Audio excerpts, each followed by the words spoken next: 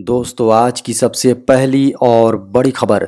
झारखंड में जल्द शुरू होगी पशुओं के लिए एम्बुलेंस सर्विस। झारखंड में बीमार पशुओं को वेटरनरी हॉस्पिटल पहुंचाने के लिए जल्द ही एम्बुलेंस सर्विस शुरू की जाएगी। खबरों को माने तो आने वाले समय में केंद्र सरकार की मदद से 300 पशु एम्बुलेंस उपलब्ध होंगी। झारखंड में कार्यरत 498 वेटरनरी डॉक्टरों को निर्देश दिया जा रहा है कि वे गौशालाओं में सप्ताह में कम से कम एक दिन सेवा दें। बड़ी खबर है, मैट्रिक इंटर सप्लीमेंट्री एग्जाम 2022 की तैयारी हुई शुरू। झारखंड एकेडमिक काउंसिल यानी जैक की ओर से मैट्रिक और इंटरमीडिएट की परीक्षा का परिणाम प्रकाशित करने के बाद इन दोनों परीक्षाओं में असफल घोषित हुए विद्यार्थियों के लिए संपूरक परीक्षा आयोजित करने की तैयारी की जा रही है। इसके लिए 14 जुलाई से 21 जुलाई तक ऑनलाइन आवेदन लिया जा रहा है। जल्द ही परीक्षा की तिथि की घोषणा भी की जाएगी। बड़ी खबर है, देश के हर कोने में लहराएगा तिरंगा। आज़ादी के 75 वर्ष पूरे होने पर केंद्र सरकार ने हर घर तिरंगा अभियान मनाने का फैसला किया है। इस अभियान के तहत केंद्र सरकार सभी भारतीयों से अपने घरों में तिरंगा फहराने की अपील की है। इसका मुख्य उद्देश्य भारतीयों के दिलों में देशभक्ति की भावना पैदा कराना और ध्वज के प्रति जागरूकता को बढ़ाना है। केंद्र सरकार के हर घर तिरंगा अभियान के तहत अगले महीने 3 दिनों तक देश भर में 20 करोड़ से अधिक घरों पर तिरंगा फहराया जाएगा। झारखंड में बीते 24 घंटे में मिले कोरोना के 18 नए मरीज। झारखंड में बीते 24 घंटे में 118 नए कोरोना मरीज मिले हैं। हालांकि राहत भरी खबर यह है कि नए मरीज से अधिक रिकवर हुए हैं। झारखंड में पिछले 24 घंटे में 127 मरीजों ने कोरोना को मात दी है। स्वास्थ्य मंत्रालय के अनुसार झारखंड में सक्रिय मामलों की संख्या बढ़कर 1036 पहुंच गई है। वहीं राजधानी रांची में सबसे अधिक 369 संक्रमित मरीज हैं। सीएम हेमंत सोरेन ने कहा, कलाकारों को हर तरह से सहयोग देने का प्रयास कर रही है सरकार। मुख्यमंत्री श्री हेमंत सोरेन ने कहा कि झारखंड के जनजातीय और क्षेत्रीय कलाकारों में प्रतिभा की कोई कमी नहीं है। वे अपनी प्रतिभा का लगातार प्रदर्शन करते आ रहे हैं। उन्हें दर्शकों का भी भरपूर प्यार मिला है, लेकिन कुछ समस्याओं की वजह से उन्हें बड़े प्लेटफॉर्म पर अपने को स्थापित करने में दिक्कतें आ रही हैं। मुख्यमंत्री हेमंत सोरेन से मंगलवार को फेमिना मिस इंडिया 2022 के ग्रैंड फिनाले में झारखंड का प्रतिनिधित्व करने वाली रिया तिर्की ने शिष्टाचार मुलाकात की। बड़ी खबर है, झारखंड के शिक्षकों का होगा स्किल डेवलपमेंट। झारखंड में सरकारी विद्यालयों को बेहतर कैसे बनाया जाए, इसे लेकर सरकार गंभीर है। सरकारी विद्यालयों की गुणवत्ता में वृद्धि हो, इसके लिए इंफ्रास्ट्रक्चर से लेकर शिक्षकों तक सब पर ध्यान दिया जा रहा है। इसके तहत झारखंड के 405 विद्यालयों के प्रधानाध्यापकों को ट्रेनिंग दी जा रही है। ट्रेनिंग देने की जिम्मेदारी IIM रांची को दी गई है। निजी स्कूल के तर्ज पर झारखंड के सरकारी विद्यालयों को विकसित किया जा रहा है। योजना के तहत झारखंड सरकार ने हाल ही में 80 स्कूल ऑफ एक्सीलेंस, 62 शहरी निकाय के आदर्श विद्यालय, 18 मॉडल विद्यालय एवं 245 प्रखंड स्तरीय आदर्श विद्यालयों के प्रिंसिपल को क्षमता निर्माण एवं नेतृत्व कौशल विकास का प्रशिक्षण दिया जा रहा है। देश के 24 राज्यों, 7 केंद्रीय शासित प्रदेशों में पुलिस शिकायत अथॉरिटी का होगा गठन। कुल 24 राज्यों और 7 केंद्र शासित प्रदेशों में पुलिस कदाचार की शिकायतों की जांच के लिए निवारण तंत्र पर पुलिस शिकायत प्राधिकरण का गठन किया है। गृह मंत्रालय ने मंगलवार को लोकसभा में यह जानकारी दी है।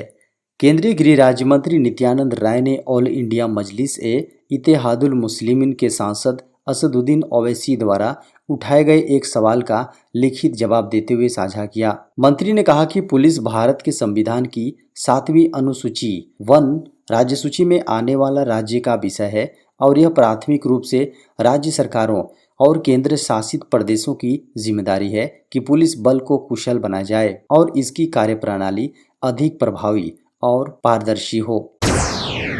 बड़ी खबर है, स्वास्थ्य मंत्री श्री बन्ना गुप्ता ने कहा, कोरोना काल में काम करने वाले आउटसोर्सिंग कर्मियों को जल्द मिलेगा वेतन।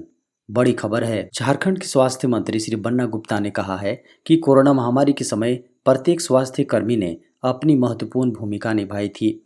स्वास्थ्य मंत्री बन्ना गुप्ता ने कहा कि आपदा प्रबंधन कोष से 110 करोड़ रुपए की स्वीकृति दी गई है, लेकिन आंतरिक वित्तीय सलाह के द्वारा चिट्ठी भेजा गया और बताया गया है कि यह राशि 2020-21 तक निष्पादन कर सकते हैं। ऐसे में पैसे के भुगतान में देरी हो रही है। उन्होंने बताया कि फिर भी शीघ्र कार्रवाई करते हुए पहले 32 करोड़ और फिर 10 करोड़ यानी कि कुल 42 करोड़ निर्गत किया गया है। उन्होंने कहा कि शीघ्र ही समस्या का समाधान होगा। बड़ी खबर है। पंचखेरों में नाव पलटने से डूब जाने वाले 8 लोगों के परिजनों को मिले 4-4 लाख रुपए। झारखंड के मुख्यमंत्री श्री हेमंत सोरेन के निर्देश पर पंचखेरो डैम में नाव पलटने से डूबकर मरने वाले 8 लोगों के परिजनों को प्रत्येक मृतक पर 4-4 लाख रुपए की सहायता राशि प्रदान की गई। उक्त राशि गिरिडीह जिला प्रशासन द्वारा दी गई। मुख्यमंत्री ने हादसे में गहरा शोक व्यक्त किया है। बड़ी खबर है। सीबीएसई बोर्ड रिजल्ट का इंतजार बहुत जल्द होगा खत्म। सीबीएसई बोर्ड रिजल्ट कब जारी होंगे, इस सवाल के जवाब का छात्र बहुत ही बेसब्री से इंतजार कर रहे हैं। आखिर सीबीएसई रिजल्ट जारी होने में इतनी देर क्यों लग रही है? आखिर कब तक रिजल्ट जारी किए जाएंगे? ऐसे कई सवाल हर रोज छात्र सोशल मीडिया पर पूछ रहे हैं।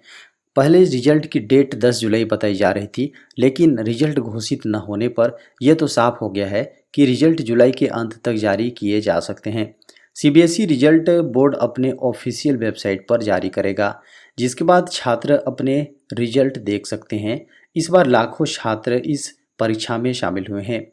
सीबीएसई की कई वेबसाइट cbse-results.nic.in पर नतीजे घोषित किए जाएंगे। बड़ी खबर है। मोदी सरकार सप्ताह में 3 दिन छुट्टी वाला नियम इस महीने से करेगी लागू। जी हां, नए श्रम कानून जिसके लागू होने का इंतजार कर्मचारी लंबे समय से कर रहे हैं, उसको लेकर एक बड़ा अपडेट सामने आया है। राज्य मंत्री रामेश्वर तेली ने लोकसभा में लिखित जवाब में बताया है कि जल्द से जल्द इस कानून को लागू कर दिया जाएगा, लेकिन इसको लेकर कोई तारीख नहीं तय की गई है। मीडिया की खबरों को माने तो सरकार अब इसे 1 अक्टूबर को लागू कर सकती है।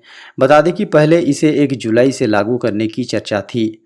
नए लेबर कोड के अनुसार कर्मचारियों को सप्ताह में 48 घंटे काम करना होगा। कर्मचारियों को लगातार 4 दिन ऑफिस में 12-12 घंटे काम करना होगा। इस 12 घंटे के दौरान उन्हें दिन में 2 बार आधे घंटे की छुट्टी मिलेगी। लेकिन अच्छी बात यह है कि 4 दिन 12-12 घंटे काम करने के बाद कर्मचारी को 3 दिन की लंबी छुट्टी भी मिलेगी।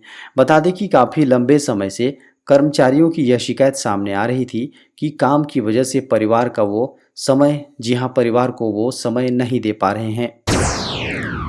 देश में पिछले 24 घंटे में मिले कोरोना के 15,528 नए मामले। देश में कोरोना की रफ्तार धीमी पड़ते दिख रही है, लेकिन खतरा अब भी नहीं टला है। रोजाना मामले 15,000 के पार रिकॉर्ड हो रहे हैं। पिछले 24 घंटे में कोरोना के 15,528 नए मामले सामने आए हैं। इस दौरान 25 लोगों की मौत हुई, जो सोमवार के आंकड़ों के अनुसार कम है। केंद्रीय स्वास्थ्य मंत्रालय के जारी आंकड़ों के मुताबिक देश में नए मामलों की संख्या में अब सक्रिय मामले बढ़कर 1,43,654 हो गए हैं। वहीं बीते दिन 16,113 मरीज कोरोना से रिकवर हुए हैं। पिछले दिन के आंकड़ों से तुलना करें तो सोमवार को 16,935 नए मामले रिकॉर्ड हुए थे और इस दौरान 51 लोगों की महामारी के चलते मौत हुई थी। बड़ी खबर है। झारखंड में 48% कम हुई है बारिश। झारखंड में औसत से 48% कम बारिश हुई है और धान की बुआई का प्रतिशत अब तक मात्र 5.81 है। दलहन, तिलहन, मोटा अनाज और अन्य फसलों की खेती भी कमजोर पड़ गई है। हाल ये है कि झारखंड के 24 में से 16 जिलों में धान की खेती की अभी कायदे से शुरुआत भी नहीं हुई है। जहां किसानों ने खेतों में बीज डाल दिए हैं, वहां भी बिचड़े सूख रहे हैं। मौसम विभाग के अनुसार झारखंड में औसत रूप से जुलाई मध्य तक 316.7 मिलीमीटर वर्षा होनी चाहिए थी, लेकिन अब तक मात्र 164.3 मिलीमीटर वर्षा रिकॉर्ड की गई है। कम बारिश से उपजे संकट को लेकर कृषि विभाग में उच्च स्तर पर बैठकें शुरू हो गई हैं। विभाग रणनीति बनाने में जुटा हुआ है कि बारिश की कम मात्रा को देखते हुए किस तरह से वैकल्पिक फसलों की तैयारी के लिए किसानों को प्रोत्साहित किया जाए। बड़ी खबर है, रेलवे के यात्रियों को बड़ी सौगात, प्रीमियम ट्रेनों में लगने वाला सर्विस चार्ज हुआ खत्म। रेल मंत्रालय ने यात्रियों को बड़ी राहत देते हुए प्रीमियम ट्रेनों में लगने वाले सर्विस चार्ज को खत्म कर दिया है। रेल मंत्रालय ने इस संबंध में Indian railway catering and tourism corporation को सर्कुलर भी जारी कर दिया है। बता दें कि इस नियम के लागू होने के पहले तक ट्रेन से यात्रा करने के दौरान खाने पीने का ऑर्डर करने पर IRCTC 50 रुपये का सर्विस चार्ज लेता है। अब नए नियम के अनुसार सर्विस चार्ज से उन यात्रियों को छूट मिलेगी जिन्होंने टिकट बुकिंग के समय खाने का ऑप्शन नहीं चुना है। उनको अब चाय पानी मौजूदा कीमत पर ही मिलेगा, लेकिन नाश्ता और खाने के लिए बतौर सर्विस चार्ज 50 रुपये ज़्यादा देने होंगे। अभी तक 50 रुपये का सर्विस चार्ज राजधानी, दुरंतो, शताब्दी और वंदे भारत ट्रेन में यात्रा करने पर लगता था। हालांकि नाश्ते और खाने पर पहले की तरह ही सर्विस चार्ज देना होगा। बड़ी खबर है, इन किसानों को नहीं मिल पाएंगे PM किसान की 12वीं किस्त। भारत में किसानों को आर्थिक सशक्तिकरण प्रदान करने के लिए समय समय पर नई नीतियां और योजनाएं लागू की जाती हैं और ज़रूरत पड़ने पर इन योजनाओं में अहम बदलाव भी किए जाते हैं। प्रधानमंत्री किसान सम्मान निधि योजना इन्हीं योजनाओं में से एक है, जिनसे किसानों को खेती किसानी से जुड़े छोटे मोटे कामों को पूरा करने के लिए आर्थिक संकट से न जूझना पड़े।